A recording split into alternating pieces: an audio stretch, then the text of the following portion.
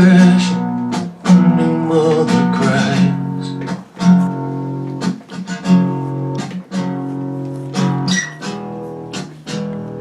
Who listen to the fall, to the floor. Hello, welcome back to another pen talk. Thanks for tuning in. Today we're going to look at a fairly popular pen. It's been around for a long time from a very well-known fountain pen manufacturer, Watermans. Many of you might recognize the pen. It's the Phileas or Kultur. That's the two names that seem to be most used, maybe Phileas in the United States and Kultur around the rest of the world. I read some discussion about this pen no longer being made by Watermans. It was a popular school pen in France, and France used to require pens, and now apparently they do not, so therefore the large market dried up. But the pen is still available on Amazon and other places, so it's definitely worth a look at. I have the pen apart primarily because I'm intrigued by the way this pen is made and put together. I mean, this is an intricate feed. A lot of grooves, a lot of place to hold ink. The channel going down to the nib is a little bit shallow, which is interesting. We'll see how that affects the ink flow. And you'll notice there's places here for the nib to securely be in place. So that's something that I find very interesting, that they would go through the trouble of, I gotta get that in the right spot. Yes, going through the trouble of designing this and putting it together. This is injection molded feed, so nothing special about that, but I'm certain the mold that was used was not inexpensive. See properly. So now the nib is correctly positioned on the feed. These two grooves at the end fit securely into the nib. It's nice and smooth transition here. This is just a pressure fit until the section. It is keyed, so you need to find that spot. It presses right in. It comes to a direct stop. So this is very well engineered, very well put together. So one of the main reasons why I took it apart is I wanted to make certain it was absolutely clean on the inside. And I also am going to do something a little bit different with this pen that I don't know whether other people have done. I'm going to use this as an eyedropper. And I decided on this ink, Noodler's Purple Heart, which is a Goulet exclusive. I haven't really used this ink much, so I saw fill the pen with an ink that I recently got back involved in because Brian Goulet did a video on exclusive inks for Goulet, and they're all done by Noodlers. So this is an ink which I played around with a little bit when I first got it, but then I haven't put it into a pen since then, so I figured this is a good opportunity to give it a shot.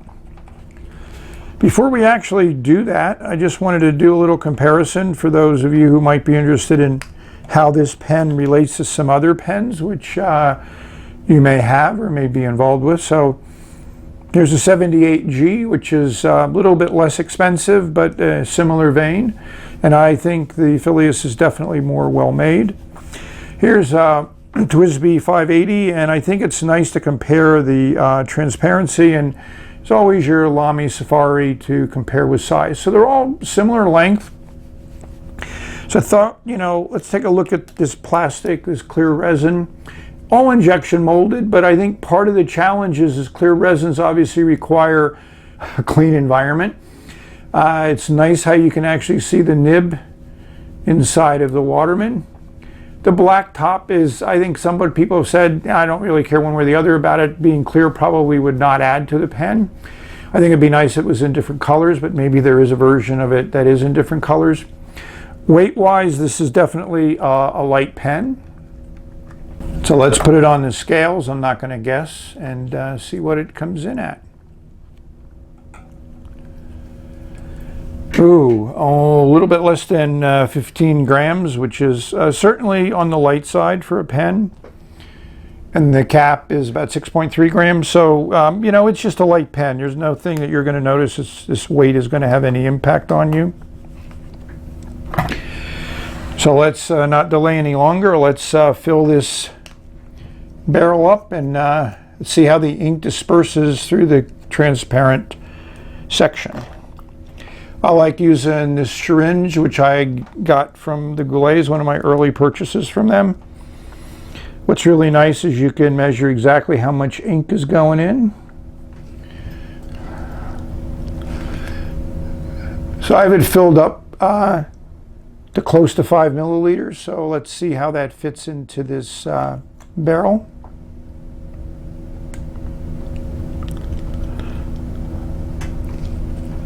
It's about as far as I want to fill it up. So it took about 3 milliliters of ink, which is certainly nothing to be concerned about. Yep, 3 milliliters is a decent amount of ink. So with any eyedropper, we all recommend that you put some silicone grease on the threads just to make certain they seal up well. I also have O-rings, but I really haven't gotten into using them, so hopefully don't have to use them with this pen. Going to make certain that the silicone grease just stays in the thread area. Then we're going to screw this in place.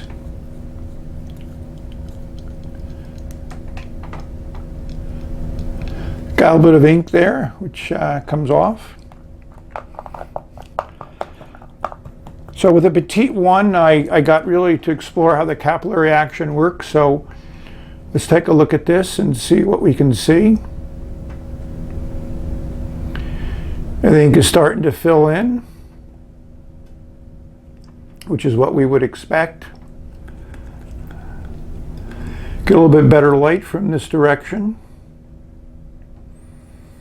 So that's the ink reservoir, which is one of the main things that helps a fountain pen write consistently and write reliably.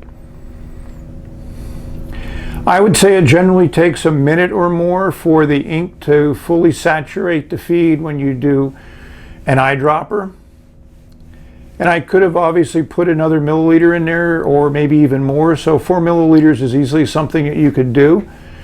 The purple color definitely looks nice in this transparent barrel. That's one thing I really like. As you can see, Noodler's ink has a pretty good viscosity to it. It adheres pretty well to the plastic in the barrel. I don't know whether we're going to see any more. Up there we can see down here that the ink is now starting to make its way further down on the feed. So I'm going to do a little bit of off-site and let's get this mother writing. It didn't take much to get this to write. In fact, it wrote the first time I put the nib on paper.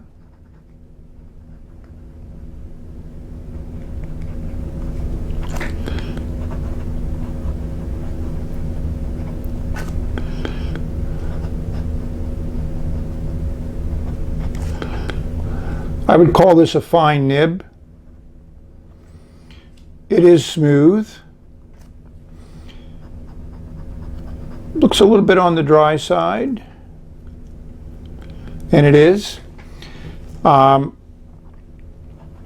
It writes nice. So this may be my go-to purple pen for a while. To run it out of this ink will probably take a lot of writing.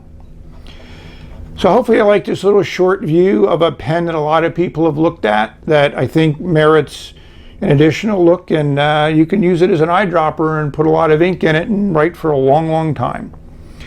So thank you for watching.